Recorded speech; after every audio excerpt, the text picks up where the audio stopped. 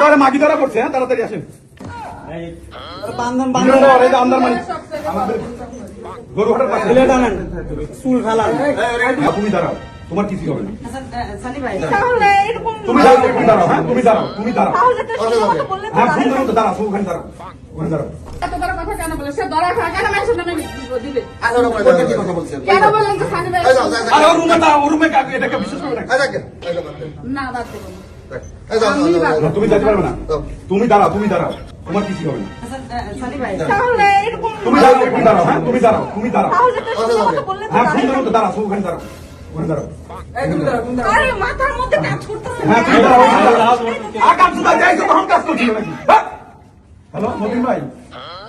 আচ্ছা ভাই, ভীষণ টাওয়ারে মাগি ধরা পড়ছে। আমার মোবাইলে বলে। ভীষণ টাওয়ারে মাগি ধরা পড়ছে। হ্যাঁ, তাড়াতাড়ি আসেন। বান্ধন ভীষণ টাওয়ারে আমদার মানি গরুহাটের পাশে চুল ফালা। কি বলে? প্লেট নিয়ে এখন ঘর থেকে। হ্যালো?